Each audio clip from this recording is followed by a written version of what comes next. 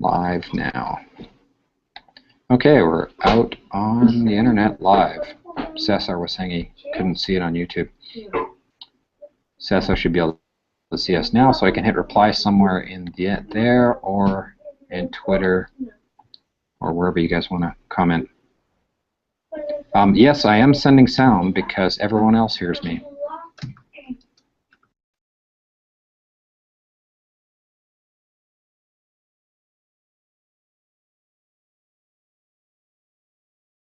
The IT guys always blame it on someone else.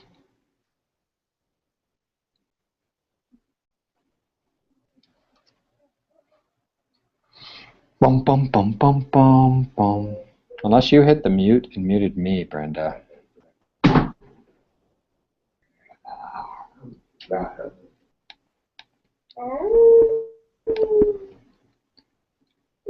Now I don't hear you either.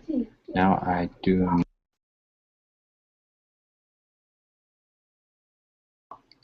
You're silent completely now. You've hit the mute button probably. There's a mute button at the top, maybe. Okay. Miguel came in. Jose Pablo. Sí. There we go. Hola, sí, pues va al edificio 1, pero de aquí en el centro. Voy a quitar mi... Ah! And here's Diego. Okay, Fabiola muted herself. That's good. Brenda's still trying to deal with problems. Of course, they blame the IT guy that it's not them, it's us. But everyone else can hear me, so I'm sure it's not my feed. Right. Miguel left. Jose Pablo's here, Fabiola's here, Brenda's here. And I send out one more invitation, quiet, in case someone didn't get it and they're just connecting. That will allow them to connect again if they want to, I think. That brought Miguel in, Jose Pablo's in, Brenda. You can always just view the feed, people. You can't get in. So there's links on the right side of the event via to just a link to my video inside the chat. All right, so Brenda says we're ready to go. Hey, Zach. How are you? Good. What are these two engineers doing here? How are you doing? Hola. I've got my boys at the end of the table here. All right. So I'm going to try and monitor this one chat window as well as TweetDeck, but I don't think anyone uses Twitter. Me. Okay, so Cesar can hear me now. So I had on the event page, I put a list of things we wanted to touch on. Basically, administrative issues, any problems people have questions about. I have a few comments to make. Okay, so if anyone has a question, they could jump in on the administrative side. Brenda's head's against the table. No, nothing from Jose Pablo, nothing from Conrad. Miguel's there. Vero will type if she hears anything that she needs. Yeah, I can see you peeking in there, Brenda. Fabiola's there. Well, on the other side of the campus here. Not really questions. I think it's more difficult how to start. Should I go to my desk? No, it's fine. I'm gonna hold on. Jose Pablo. Yeah, I was. Go ahead. I think the most difficult thing is not asking questions, is how to land or how to get all of the ideas that we're getting into a very concrete essay and how to put that into the video. I'll start with the leaf. No, cositas. No, we can't hear you now. There we go. Now you can hear me. I unmute myself. When you mute, you gotta remember to unmute. So the main thing I wanted to get past is there's some people that had, say, technical issues of getting in the course. I don't think there's any issues of that, or else they can't ask me because they're not in the course. But oh well, if people can't find me, they're not trying. But people found me via email. They found me other ways to deal with those problems. Hello. I've got my boys at the end of the table here. The other issues were first-timers recording a video, and I think people got past that fear and they're okay with that. And hopefully it was a generally okay experience making their first video, and they get comfortable with it. So that's good. The other thing is posting the video. Some people posted it on Dropbox, and that kind of worked. YouTube's obviously easy, but people are afraid of putting their stuff out there. And then the other issue was, there was lots of people share things in Google Docs, but nobody can see it because it's not with the right permissions issue. So we'll deal with that as we move along. But I don't think there was anything major. There was just a few people with those problems. What Jose Pablo brought up was, it's kind of a cacophony or very, very, very noisy. How to keep track of all the different links and all the different places. Because right now it's actually pretty tame, because in the course we have, say, a submission, which is like the homework of the week, where we can comment, which is kind of fun because it's like this Facebook-y view. That's submission 2 I'm looking at right now. And then there's also a discussion, which I opened up. The idea for the discussion was that's for this session here or during the week. What we're dealing with now is people love the asynchronous way of I can send a message anytime, any night, any morning, any time I feel like it from any platform, but then there's just all this content everywhere and it's hard to follow. Maybe that's kind of what you're saying, Jose Pablo? I'm going to mute my... Yes, that's pretty much it. And also how we get about on the homework. I mean, starting to write after getting all of that information and submitting homework. I believe it was Liliana, one of our compañonas, was telling me that she just found out, or she's feeling what our students could be feeling. I mean, there's so much information, and then you just don't know where to start.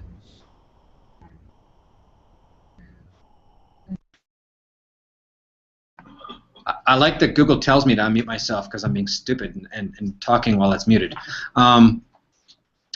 That's on purpose, and I could feel massive frustration from some people at the beginning, and then they reached out to me in email, and then they kind of got it. So, and it's hard with my students too. They're not, the thing is, in their social lives, they're totally used to this just bombardment from all over the place, and they filter it out. But they're not used to that in an academic setting. And I don't think teachers are either. Just yesterday, Yolanda, my colleague upstairs, sent me a link to some recent video from HP Labs about a new compiler. And I said, oh, that's really cool. You should show that to your class. And she said, no, actually, a student sent that to me. And even us as academics, we have a hard time dealing with the fact that Facebook can be used for academic purposes, not just for pictures of my kids and what I ate for breakfast. So that's one hard thing. And so the other hard thing I'll say, Jose Pablo, is not every single link or message or comment needs to be processed by everybody. There's a lot of noise. You have to apply your own filters, and we have to kind of get past our generational context that we have to read everything. We're going to miss some of it. That's why one thing is I'm kind of making it noisier by trying to send out the same message in multiple channels. But for some people that works because they only saw one of the channels. But then other people are like, there's like the same message coming in 3 different ways. Because I'm following you on Facebook, Twitter, Schoology, and you sent it 3 times in Schoology. I'll say over there and pause myself.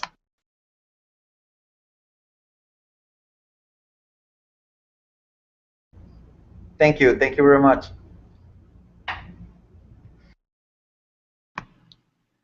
Anyone else have comments on that idea of there's just too much stuff everywhere? I'm trying to follow, see if anything's in there in the discussion feed while I'm multitasking here. And then I got okay, thanks from Brenda. There's nothing over here in Twitter. Nothing there. Okay. No comments on the processing. I think it's just really, really key that there's so much information on. Someone brought up in the homework assignment about digital citizenship, and students get all this information from all sorts of different places, and they need to learn that not everything's the truth. And then someone else brought up, I can't remember if it was Linda or it was Rosie, that said, and there might even be more than one truth. They'll get a truth from one angle of reporting, they'll get another truth from another angle of reporting, and that's going to set off conversations about these two conversations are both true, they're just true from different angles. And I think it's really important for us to teach our kids that as well as ourselves. Who's not going to talk today? Conrad's got to have something. Gabby's got something to say. I'm going to mute myself. Hi, Ken. I'm just wondering, I know I need to help my students find a way to locate the important information on the web. Do you suggest that we set boundaries for them to look in certain places, or just to go ahead and put the video and the article that we want them to use? Because prepa is different than profesional, I think. And I'm working with prepa, and I know that they find lots of things, but sometimes they're even contradictory, and it's bad for them. They get confused. And yeah, they even look at information on Wikipedia, El Rincón del Vago, and whatever Google gives them. right. So I don't know if it should be like preset for them, like 5 articles or 2 web pages, and do you have like a so I find it depends on obviously it depends on prepa versus professional versus graduates versus teachers. I wouldn't say boundaries so much in saying that this is prohibited, but they should use their common sense and digital citizenship on that. But I think what we want to do is we want to get the students to make contributions to the group, and then bring up that discussion in class of, okay, this is the link that Sally sent, and let's talk about this. And I mean, it depends on the course content. It could be, okay, let's talk about why this article's biased, because let's take a look at who's publishing, who's the sponsors behind this, or it's coming from a certain political geospectrum. There's all sorts of questions about bias and information we can bring up in our classrooms, and that so much depends on which course you're teaching, right? On my computer science course, I'm not going to worry about that so much, but in a political science or an ethics course, obviously that's the center of your focus, right? I think what's important to teach, at least in my area, I find that, okay, look, I'm Googling, and a Google hit came up on this site. Andy, stop that. Thank you. My kids are making noise. So I'll Google a lot, and I'll say, oh, look, we hit Stack Exchange, which is an awesome site for collaboration of questions about computing and basically any techno area. And I say, I trust in what's coming out of here because I trust this website, or I don't trust that website, and getting into those issues. But I don't think you can really set boundaries of exactly this is the exact source and there's no other sources. That'd be too restrictive. But I think Jose Pablo brought up the point that we can't just go, okay, go find stuff. Some students can't deal with this open-ended, and some of us can't deal with open-ended, just go find stuff. We need some list of these are the ones I recommend, but please, please, please, please go find some other stuff as well.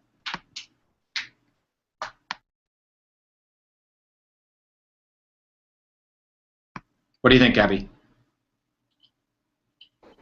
I think you're it's muted. I don't know. I usually tell my students that I want a minimum of 5 sources, 3 from digital library or something that we know it's reliable, and 2 that they find. And they have to do the analysis to see if they're reliable before they bring them up. So usually Wikipedia and Rincón del Vago are not there, but the lazy students who do the work one day before they have to turn it in, they end up using this stuff. So I don't know if 5 is too limited, but for human development.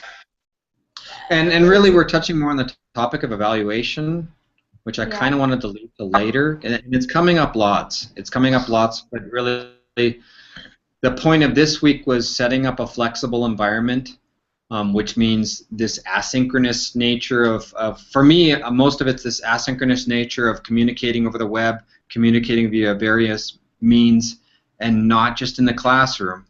But we really do need to tie it all together. And when those links come up, you know, I've had students send me links, and I tell them I'm not clicking on that link because I'm reading the URL, and I know I'm not going to click on that link. And I tell them why. I bring up in class later, this is why I didn't click on this link. And I get into discussions about viruses and spyware and stuff in class. But the focus here right now is flexible environment. We're going to definitely talk about how to do evaluations later. I also want to, at some time, and someone should kick me if I don't, talk about how to use technological tools to track the study habits of your students, so you know which ones are doing work all week long versus the ones that just do it a half hour before class, which you brought up and I think is critical. I talked to a literature teacher on campus or an English teacher on campus who's teaching essay writing, and I said, make them do it on Google Docs. So they create a Google document, they share that with you, and then you can see every time they save to the document during the week and the changes they make during the week, you can see that they're progressing in a sane manner as opposed to everything at the last half hour before it's due. So we should definitely talk about how to use technology to track your students' good habits better.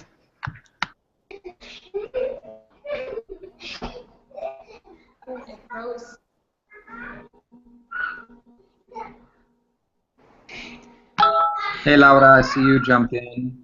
I'm trying to see, my phone's buzzing like crazy, so I'm wondering if I'm getting messages from other people. I'm trying to check my... Oh, there we go. So, Brenda has a question. I believe that's Brenda. I'll ask in Spanish. En algunas ligas que se compartieron hay un video en 2 partes sobre qué pasa si los alumnos no ven el video o no leen la información que se les asignó para fuera del salón de clases. Ella y otros autores proponen que los alumnos lleven al salón de clases notas sobre el video, pero ¿qué pasa si el alumno no vio ese video? ¿Qué pasa si el alumno no vio el video?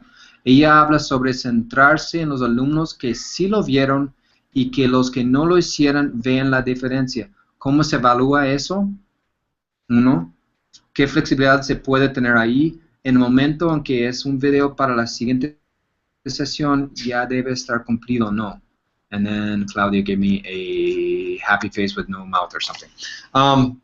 So, yeah, you get to listen to me in Spanish. I'm not translating on the fly. And Isaac wrote about Google Docs. He's making his own notes. I thought it was a note for me. So I really, really, really believe in not falling into the trap of the half the class didn't see the video, so I'm just going to reteach what was in the video, because for me, you're killing the behavior, the good behavior of the students that did the work before class. And then they go, oh, screw this, I'm not going to do this next time, and I'll just wait for the teacher to teach us in the classroom. I think Diego brought that up as well in one of his comments, I think, but I can't remember. There's 70 people making comments, and it was getting really noisy. Did you hear that, Brenda? Hopefully. Okay, she said she agrees with me. So I linked something about negative reinforcement, and apparently my interpretation of negative reinforcement isn't that good because I didn't study psychology, but I've talked to many people about it. But I don't like reinforcing bad behavior, and I like reinforcing good behavior. So some people say put the kids in the corner of the room with their headphones and they watch what they should have watched last night while you do something super duper exciting and they don't get to see it. It's one option. Or, I mean, it really depends on the situation. You got to be flexible. I talk about flexibility a lot, and even in this class, there's people still handing in assignment 0 and saying, is it okay? And I'm fine with that. There's no problem at all. My point for this course is I'm not going to pass someone with their 30 hours of credit if they submit absolutely nothing the whole time.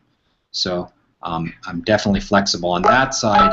And I think a lot of teachers are seeing that we try to be inflexible with our students, and then all of a sudden we have to deal with these deadlines and life crises. And I haven't marked all of assignment zeros as well because I've been just too darn busy. And every time I jump into Schoology to mark the assignments, I see somebody's cool post, and then I go and comment on it. Squirrel.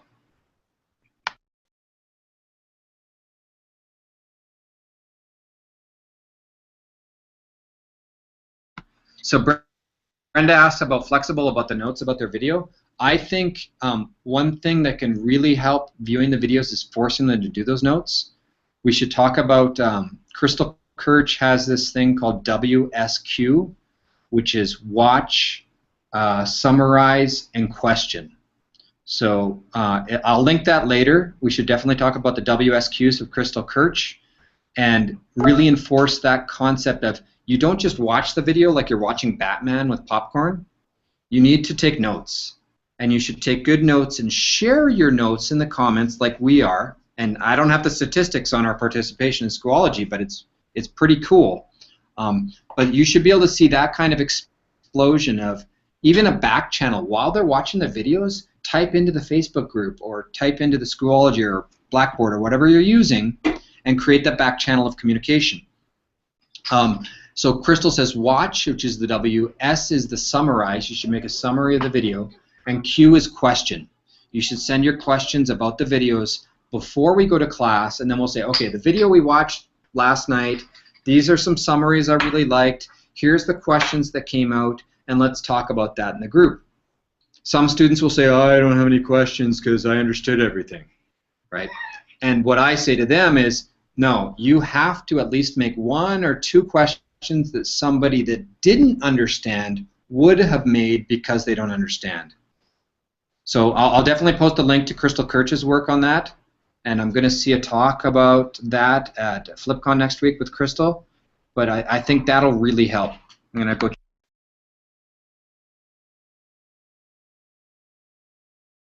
And that wasn't Brenda, that's Claudia. I'm so sorry. Oh well. Does that help, Clau? She's typing. Why is she not able to talk? I don't know, technical issues.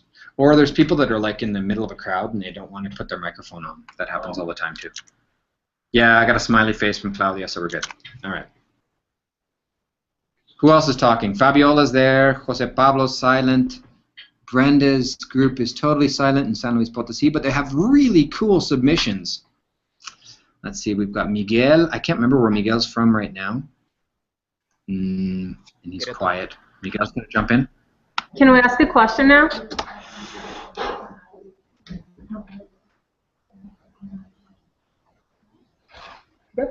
Yeah. Hello, everybody. This is Fidencio from San Luis. And rather than a simple question, I have a concern about how to check that the students are actually watching. I don't like the word videos because in the material we read, the point is not the video, it's the material that we sent to be reviewed. What about how to check that the students are doing that and not getting a mountain of things to grade? I'm afraid of that with what I read. Any comments on that? Anyone? I'll let anyone else put their comments in because I get tired of talking. Even Diego is here, get to comment, or Isaac's over here. This is Diego from Guadalajara. Those are my kids, quickly. There's Isaac. Don't want to leave my kids on YouTube video for too long. Anyone else want to jump in? Gabby? No? Miguel? Brenda's silent. Jose Pablo and Sinaloa, anything? Fabi? I get tired of listening to myself. Oh well. So, we should definitely talk about the 2 main types of assessment, right? So formative assessment versus summative assessment. So one thing you can definitely do, that was Irving, right, in SLP, I think? Nope. I can't remember your name. I'm sorry. I saw it just earlier. I saw your video this morning, I think. So come up with tools like I linked Socrative. Have you people used Socrative before? There's Fidencio from SLP. Thank you. Sorry, I got corrections from Clout. So use Socrative or use some other tool where you can give people really kind of anonymous questions that reinforce that they've learned the information. So sometimes I'll give a quick quiz that's like 5 questions at the beginning class, and my students loved it. Okay, I'll give them a quick tool. Either I use Schoology. There's quizzes in Schoology I've used as well, which I really like because I'll make it worth 5 points. And at the beginning of class, I'll say, okay, here you go. You read this stuff from yesterday. Everyone jump into Schoology and answer this quiz. And I give them 10 minutes. And obviously, you got to worry about they could get someone else to do it. But in that pressure of during class time doing the assignment or the quiz, it's pretty close. That happens, and that's fine. The other thing I noticed last semester, because I went to a full mastery model, is I gave students quizzes on material. And it was so open that they could actually do it from home. And I let them do it 3 times. And I would find, and students told me this, they would, before reading the chapter, and this is reading not just video, as Fidencio said, they'd be reading a chapter from the book or something. And the students would admit to me they tried to do the quiz before they actually read the chapter because they wanted the lazy route. And then they realized they got 1 out of 5 on the quiz. And so they read some of the chapter. And then they got 3 out of 5 in the quiz, and they want their 5 out of 5 points, so they actually ended up reading the whole darn chapter. So you kind of create a motivation to get them to do it. Socrative and Schoology check themselves, or do we need to grade them? Yeah, self-grading quizzes is your dream as a teacher. So you definitely want to use Socrative or Schoology or Moodle or whatever your tool is. Blackboard has some great tools, but I don't use Blackboard, so we'll let the Blackboard experts come out. But I'm a heavy believer in, especially if you get a bunch of colleagues working together, creating a huge database of quiz questions and answers so that you can create randomized quizzes where the students don't all get the same quiz, but they get a bunch of questions related to the topic, and they can reinforce if they understand or not. And this might actually help a student take the quiz. Hey, I got 10 out of 10, I don't need to go and read that chapter, or they feel that, I'll go watch the movie tonight, right? So I think it's a lot of not just checking that they did it, but letting the student check themselves that they understand the material. Does that help, Fidencio and SLP? I'm going to make you have to get out of your chair again. He's giving me the thumbs up. Excellent. All right. Yeah, we need to definitely talk a lot more about formative assessment and summative assessment.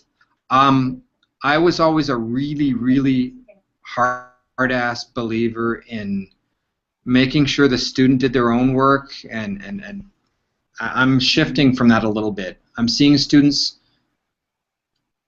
if they take these quizzes by themselves, and it's not worth a lot of points, but it's worth enough that they care, they lead themselves into doing the learning.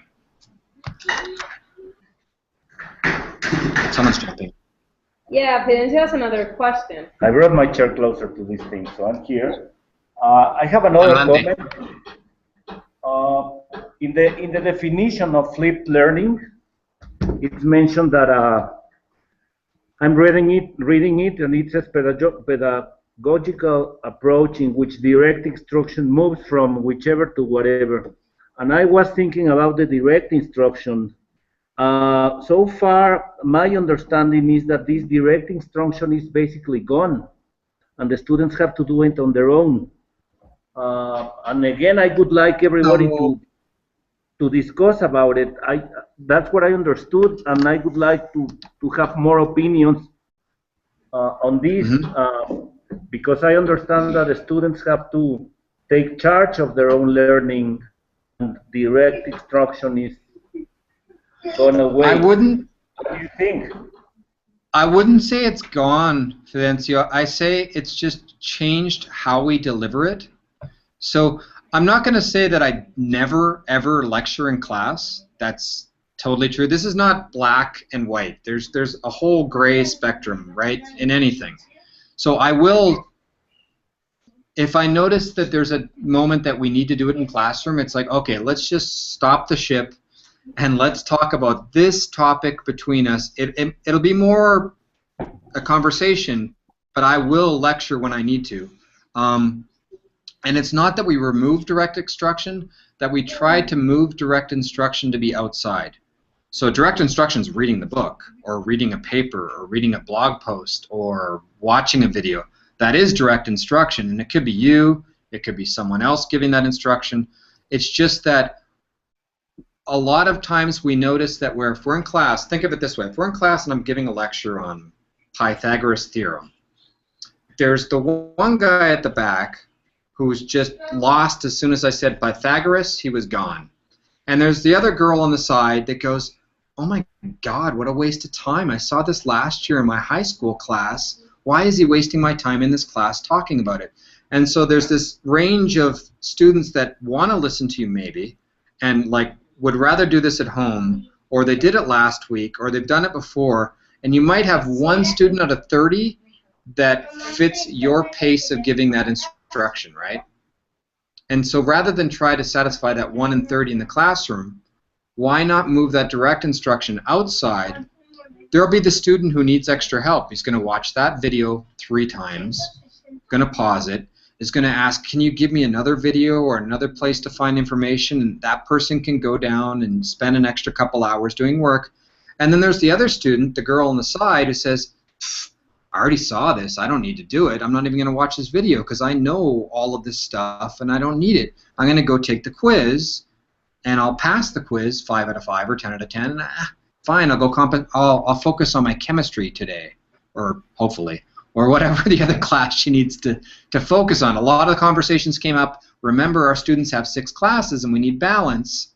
Well, yeah, each student's going to say, this topic I understand, this week I can focus on physics or chemistry or English or French or whatever the crisis is of this moment, and not force them to sit in my classroom for an hour and 15 minutes listening to me teach the other person in the corner who doesn't get it, right?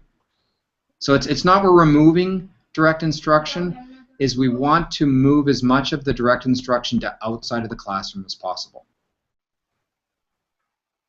Fidencio?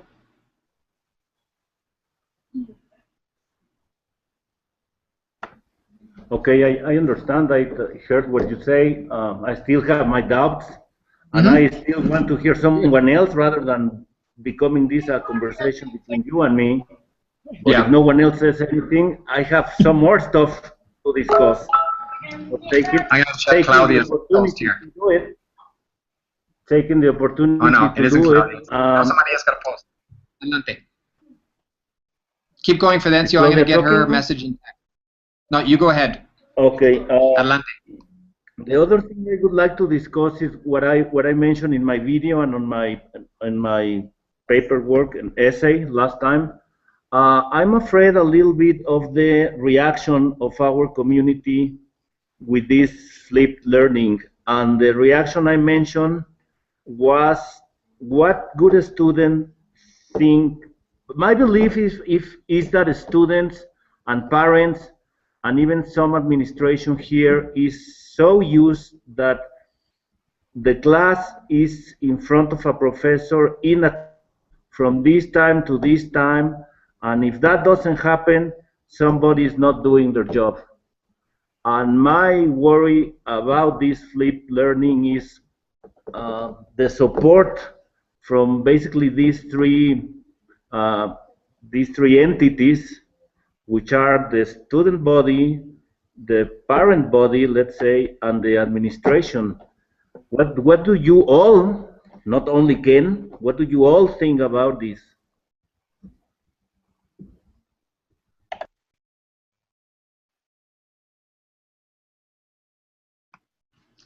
What do you think, Gabi or Fabi or Conrad? He took off. Jose Pablo, Miguel. Vero's silent, so she's not going to talk. In prepa, there's something going on here. The parents aren't used to their kids learning in a flexible way, like distant thing. So when there's one student who's very accustomed to the traditional way, He gets to read something and process it, doesn't understand it, and then doesn't ace the quiz, the parents usually complain a lot that the problem is the teacher because the teacher's not teaching. And it used to be a problem. It's gone little now, but I think we need, as teachers, to let the parents know what's going on. That we're not forcing them to go beyond their limit of learning. That it's something they gotta think through, analyze, and then come up with ideas. And then we're mentors. But I don't think the parents get it that easy. I don't know if it happens somewhere else, but here it does. Anyone else? Fabi there? Fabiola? Want to jump in? You're muted, Fabi, but I'm assuming you don't want to be. No, I'm already? Okay, cool. No, I think I'm also working in prepa, so it's the same situation for me here as a math teacher, so I understand what she means, basically. So, I'm not a good marketer. I'm always believing that I can just do stuff and people will notice. So I'm realizing now, I don't want this flipping or Tech Bunny 1 in general to be something that just comes down and it's forced. Because actually we had a comment in our group here in Guadalajara that a student says, someone told me all the courses in the tech are going to be flipped and we're going to have to watch like 6 hours of video every week for every course and it's going to be crazy, and all these rumors got created which weren't true. So I think that if we're going to do more of a systematic way of doing flip in the tech and it's going to happen with more people, we need to do a better job of selling it. So I've got some good videos from students saying why they like this, why this worked for them. I think Fidencio was talking about the difference between a really good student, and I don't want to say good and bad, a student that's ahead of the curve in your content versus someone who's behind in the curve in your content. I've seen it work really well for both types, because the student that's way ahead of your content, they're going to be bored if they just have to listen to you every day, and this allows me to give them extra stuff and then focus on the student that needs my time specifically.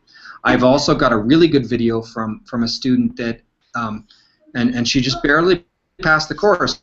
She was actually a little bit concerned that she was going to have to take the course again next semester and watch the video she made, because she made a video as a message to next semester students. And she just barely passed the course, and she said what was really good for her was she had way more access to me outside the classroom in office hours, and part of that is my system of using the reservations, but part of it is, I think, the fact that I go around my classroom much more than I used to. Every one of my students feels that much more comfortable with me, and I do with them, and we've broken that barrier where they're not scared to go to the office, and I think that really helped her. Because she did go to my office. In a traditional setting, she's too nervous to talk to the teacher, and especially with a female-male relationship, there's all these boundaries that get thrown in here with office hours. I think that was broken, so she was able to go and ask for help, and it really did help her. I have a comment. Isaac has a comment. Let's let Isaac talk. I'm gonna share a thought about the fact that parents or outsiders can actually criticize. If I understood the point to be partly that. I tell, or I'm ready to tell, because I haven't gotten to that, but I'm ready to tell whatever parent comes to me about this and say, you guys pay 120,000 pesos a semester for your child. You better believe that the tech knows something about educating, so you have to trust us, and we cannot prove to you that the result is coming in one semester or two. Maybe it will come in a year and a half or 2 years, but I'm ready with that kind of answer. You got to trust that we are ready for the 21st century, and stop somebody who doesn't really know or is capable of actually evaluating this to pass a negative judgment. I wanted to share that. I don't think parents, really have much knowledge to criticize flipped learning, and so they have to trust. And what we can show is enthusiasm for the flipped learning method, and not start a discussion, because we're not going to get anywhere. For 120,000 pesos, they better trust us. That's my comment.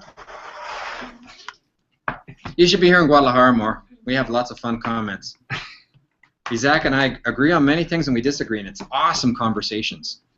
The other thing, you brought up administration, and I think administration has a huge role to play here of saying they're supporting what we're doing here and doing the marketing campaign of here's a video that they published on YouTube saying that these students really love it, that these teachers are having results with are behind. Some comments from parents like, do some cool YouTube video that says this is the model of the Tech 21 at the Tech de Monterrey, and not just show us yellow, blue, and green bumper cars going down the hallway, but actual comments from students of their experiences and parents with their experiences. I think there's a lot to be done now, and now that this is live on YouTube, Salvador's going to come hunt me down. That's okay. I don't mind. Does that help? I totally agree with you, Fidencio, because there was a discussion here earlier about, and I had the discussion with Manuel Tamez the other week, who was here from Vicerectoría de Innovación Educativa, that teachers are afraid to innovate because the odds are stacked against us that innovating is dangerous. It's easier to do what we've always done, and innovation has a risk, and we're not clear what the reward is directly to us as teachers besides helping our students. So I'll try to put myself on pause now.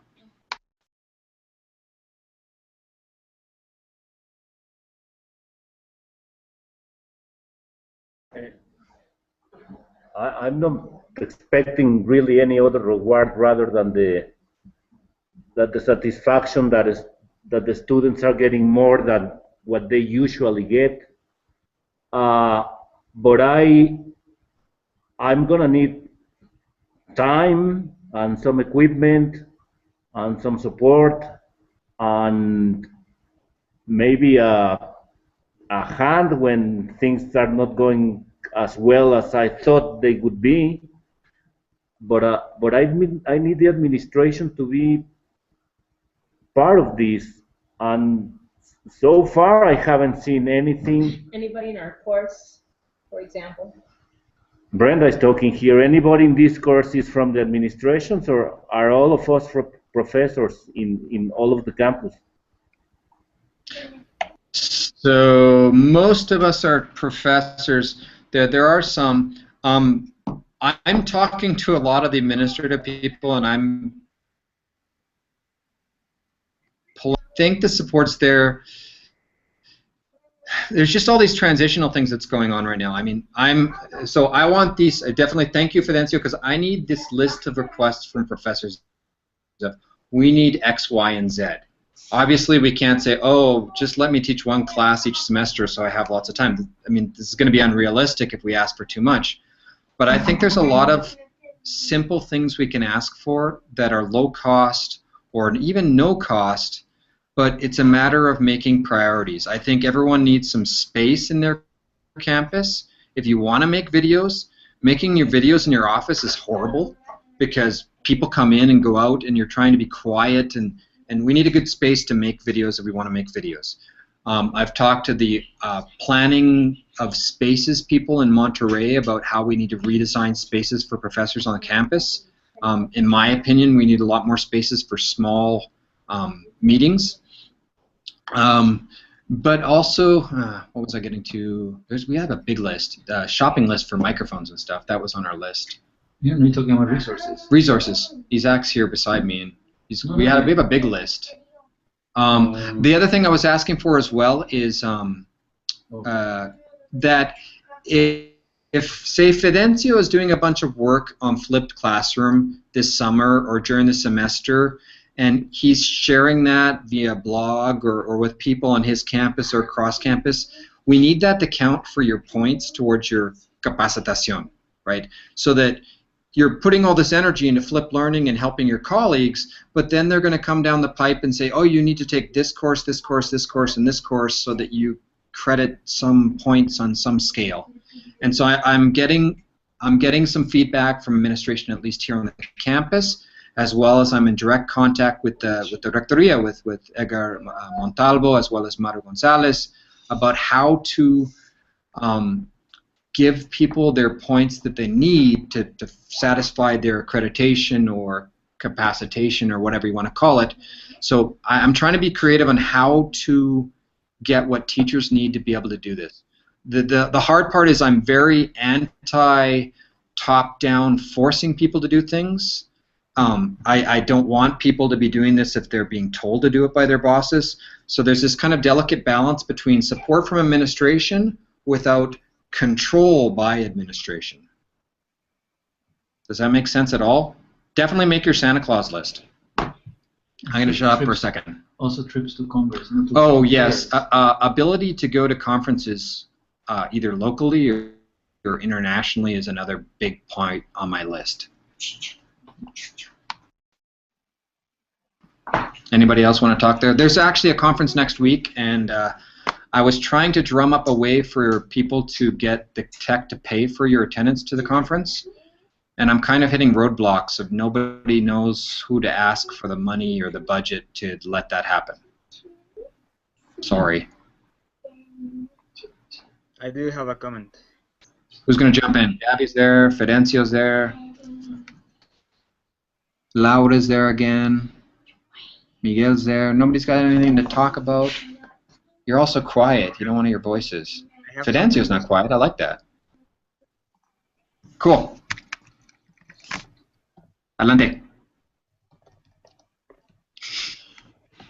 Miguel? Yep. Can you hear me? Are you going to add something? Yeah, can you hear me? Yes. Yeah. I'm teaching a summer course here in Querétaro on entrepreneurship. So today I have feedback from my students, and they told me that the course is going very, very quickly with all the subjects we are seeing in class. So what I'm going to do next week is to apply flip learning with the subject of business model canvas. So the thing here, I think I disagree a little bit with the teachers from Prepa, but I know it's Prepa and it has its difference with the college students. But the thing here is that you have to know their interest, their real interests in life, in real life. So you can apply or make the relationship with the subject and their interests or their lives to encourage them to look for the information you want them to learn. So I'm going to apply this next week, and I can tell you how it works.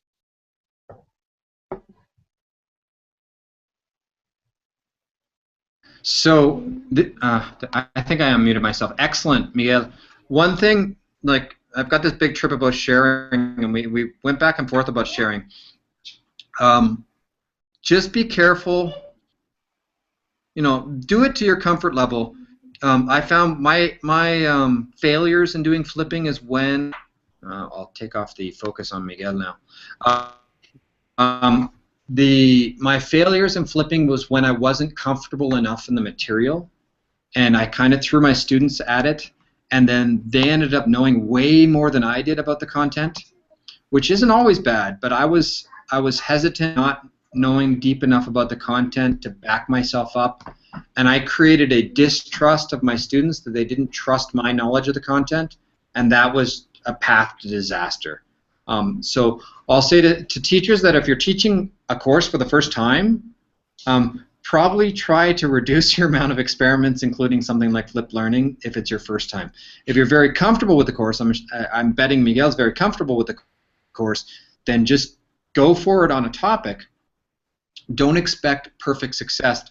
Please do some reflection about, and write about it, blog about it, do something, write down your thoughts about it, or send it to me on a stone tablet. What went wrong, what went right, what the students' feedback was. A lot of people talked this week about we need to get the students' opinion on how they want to learn. I agree, but I don't agree completely, because the students, it's like, broccoli's good for them, but nobody's going to ask for it. We want their feedback about what worked for them, but you can't ask a student how to teach. I mean, they haven't taught before, usually, and they haven't studied teaching, and they haven't been teaching for 20 years. What we probably want the right question to our students: what worked for you this semester or this activity, and what didn't work for you?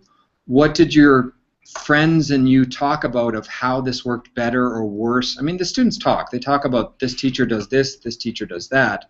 You need to just break down the barriers and get those responses. So I want you to get that, Miguel, and then if you can, although summer courses are crazy compressed, try to reapply what you learned in that lesson to the next one, because you're not going to do it perfect the first time unless you're lucky, right? A couple other points came up there, but I can't remember what they were. I have a point on that.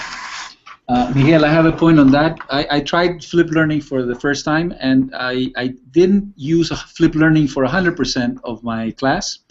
So I hybrid, and so maybe you should use the concept of doing a portion of the class in flip, and then separate what you may not find so beneficial and do it in another way. And I call that hybrids, and I found, to me, hybrid worked very well. It helped me a lot. Zoom, cool. I can't remember what else I was going to say about that. I've got like a bazillion thoughts going in my head here. And I didn't even get to my topic 2 or 3. Yay for dynamic teaching. Yep. Okay, hi. I have a question. What happens? All yours. And Phil was also telling me here. If you have 3 or 4 different courses each semester, and in each one you have 33, 35 students in each group, and just a few minutes ago you were talking about tracking them, yes, to make sure that they were following. Do you have enough time to do that, or should we start only with one course? Okay, because I'm overwhelming that it is going to be a lot of job to do next semester if we try to use it in different courses. Okay, because we have a lot of students and we have different courses each semester.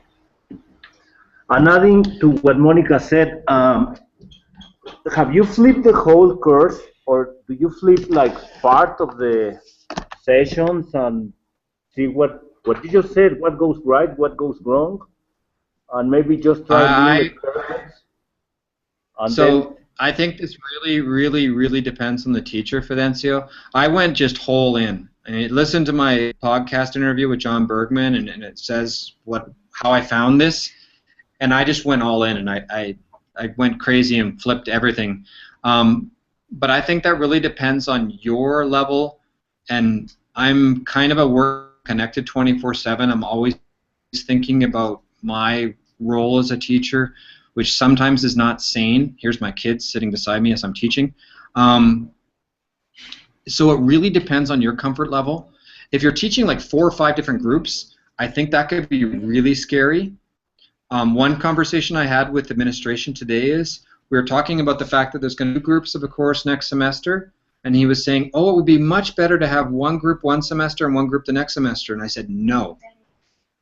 From the academic point of view, we want 2 groups of the same course in the same semester, because then that reduces our overhead load of preparing class.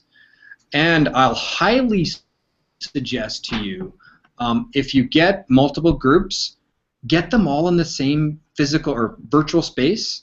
The people in Blackboard will help you. If they don't, come talk to me and I'll yell at them. Tell them to put all of your course, like if you have 3 groups of the same course, put all the students in the same Blackboard group. or in Schoology or Moodle or whatever you're using for your LMS, don't separate them, because then they can't talk to each other if they're talking in Blackboard. Or create a Facebook group with all of the students from those 2 or 3 sections, so they're all teaching each other. I'm trying to get my students to say, okay, ask a question on Facebook or wherever you're.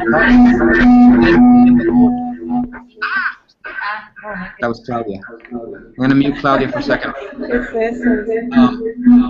got crazy. Who's feedbacking? I think it's gone. I taught my students that if you ask a question in Facebook or wherever we are, in Lotus Notes, or not Lotus Notes, oh my God, Learning Space or sorry, Schoology, or try to wait to get some other student to answer, and foster that idea that students can answer students and students can ask questions. There's no bad question, there's no bad answer, and you got to try to force yourself not to be the one that's always answering. I've been trying to do that even in our Schoology course, but I've been bad at it, that I want to answer everything. And then tell the students, or tell you as the students, that I'm actually on purpose not answering sometimes, because I want to foster this concept of everyone should be able to ask a question, answer a question. Okay, so get back to your question. It really depends on you. I would say if this is your first time doing this, choose the course that you think is going to be the easiest one to do if you want to do it full course. Or better yet, the one that you're really comfortable with and you could teach in your sleep type thing that you've done many times. Okay? The other option, and that's what a lot of people are doing, is I'm going to flip 2 or 3 activities this semester, and go for that. Plan out which ones they are. We still have to talk about how to introduce students to flipping. There's a bunch of videos about this. I'm a huge believer that you should not sneak it up on them, that you should be outgoing, forthcoming, and tell them this is what we're doing, this is why we're doing it. I'm not just experimenting on you. This has a base. You go see this site, go see this video that someone else made about flipping, and explain them, and have them talk to their parents about it as well, especially for the PREPA students. Does that answer your question? I'm going to mute myself now.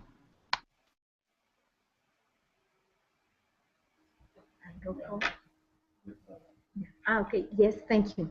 That answered my question. I'll try this semester with only 1 course, or maybe 2, because they are different, and I'm going to start like that, okay?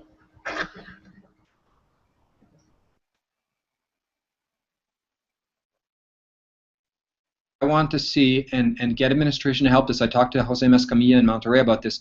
We need better tools for all of us to communicate and have contact with each other and have our personal learning network, which is the topic at the end of the flip.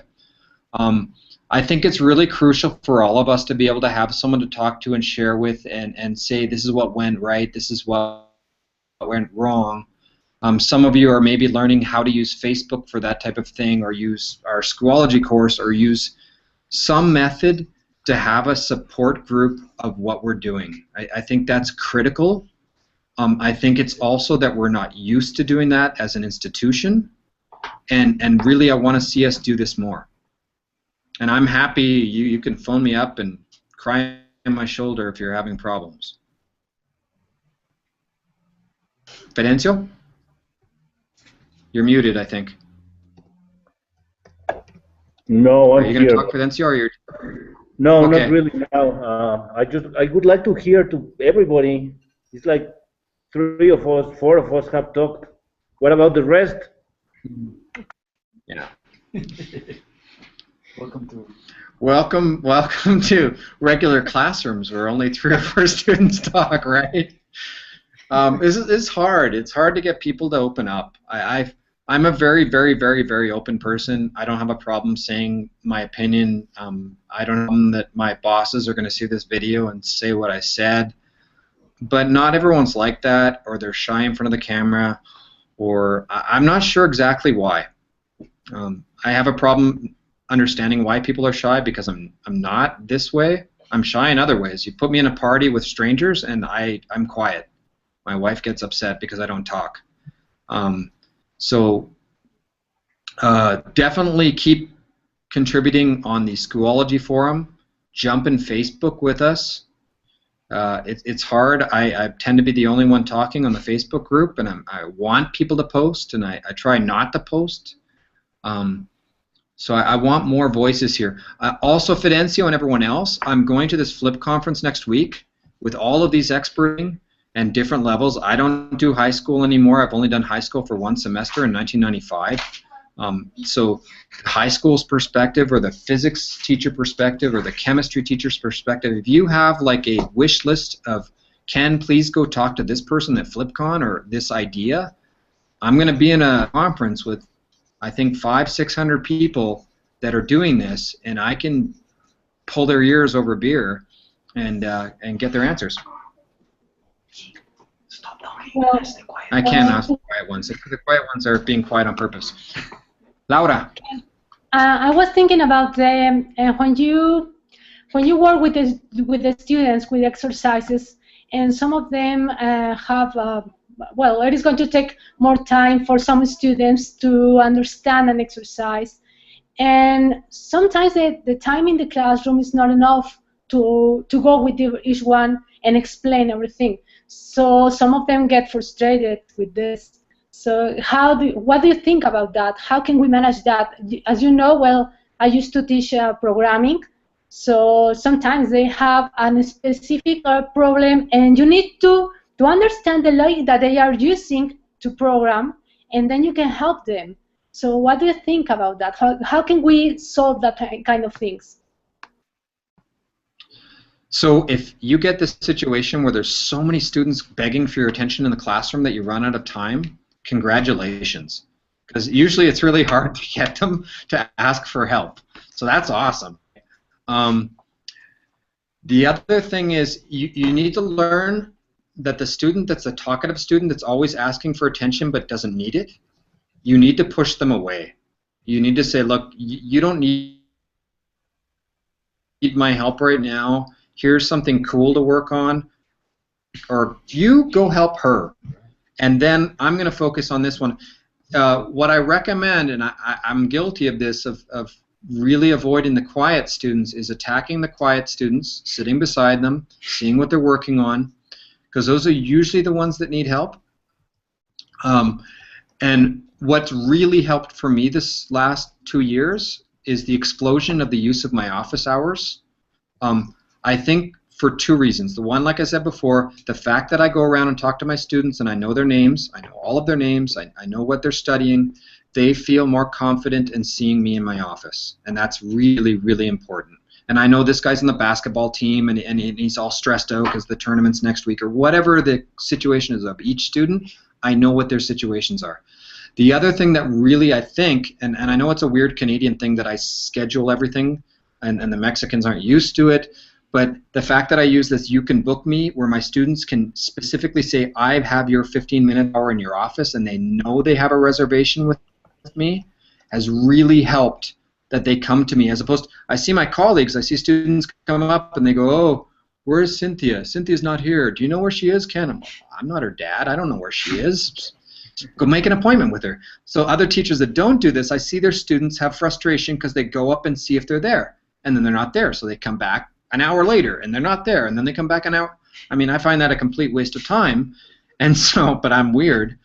And I've trained my students and my colleagues even, if they want to meet me, to make an appointment, and then I've had way more office hours, and I think that's useful too.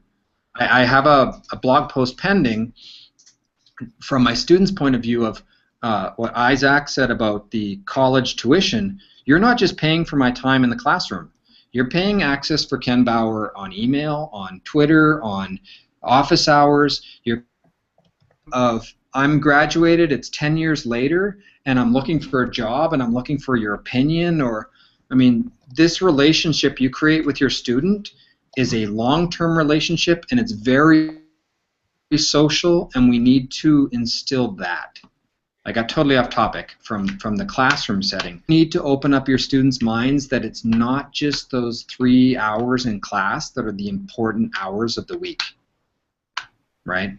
Almost all of our courses are 308 or whatever the code is, that they're supposed to be doing 8 hours a week of work, and 3 of them are in class, right?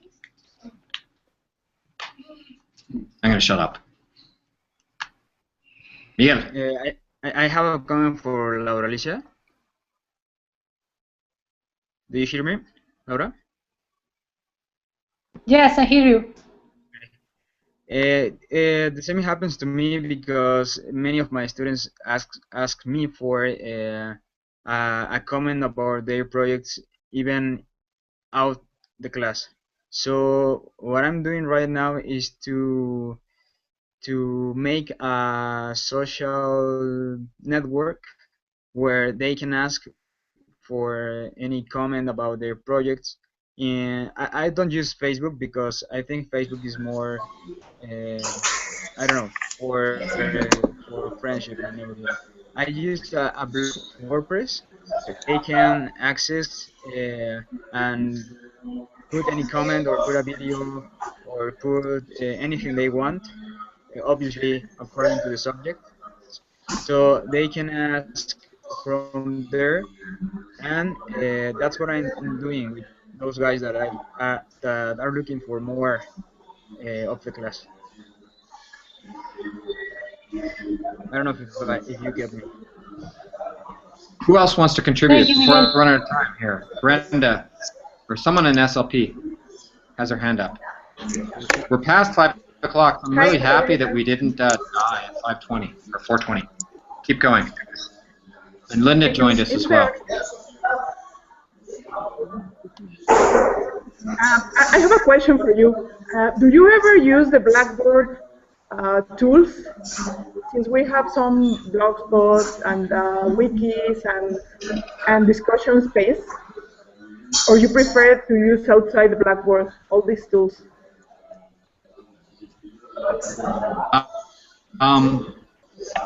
I'm a geek and a technology guy, so I use all the tools I want to use. I really don't like Blackboard for various reasons.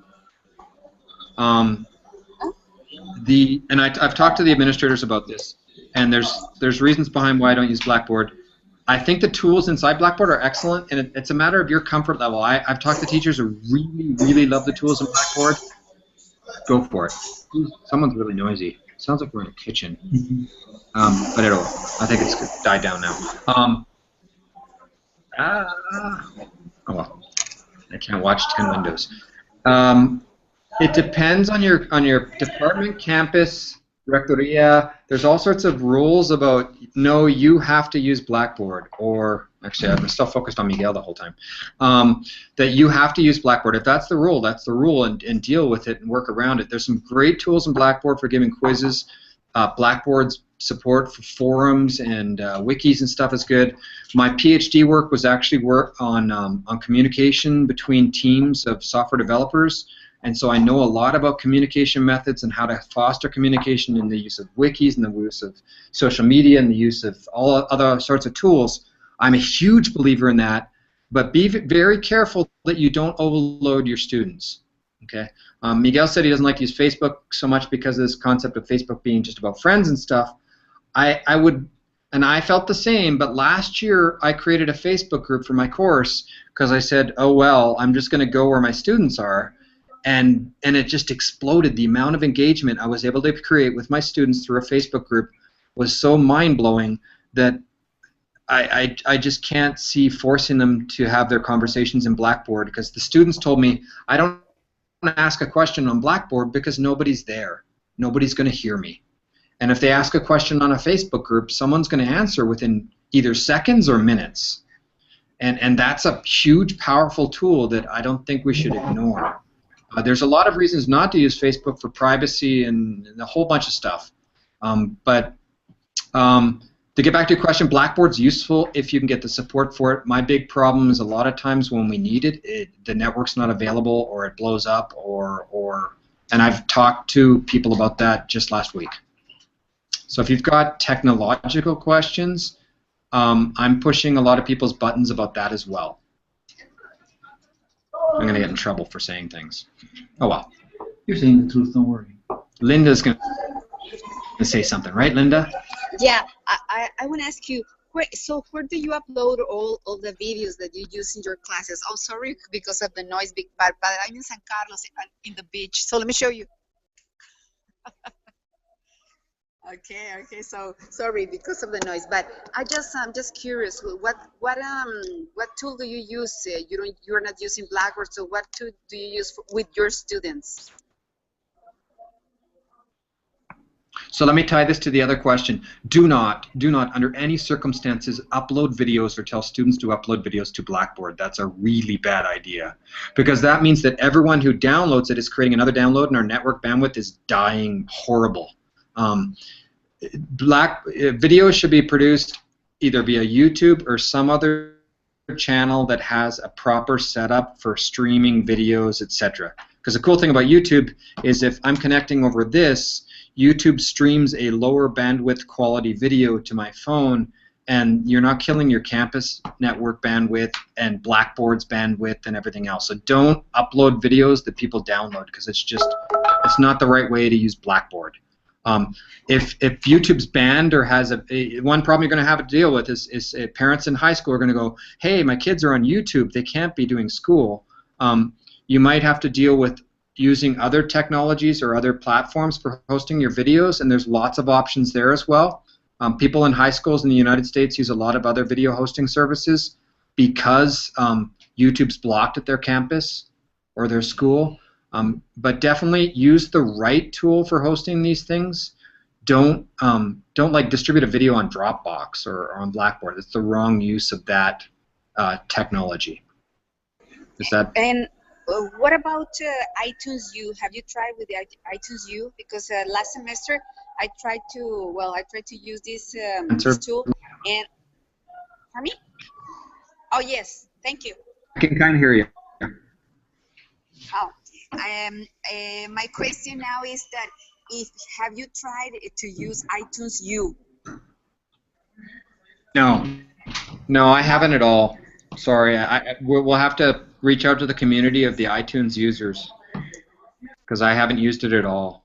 I'm always very hesitant. Like my wife, for one of her courses, she got a portable document that can be used anywhere, but you need to have a Macintosh basically to use it. So I'm very, very resistant.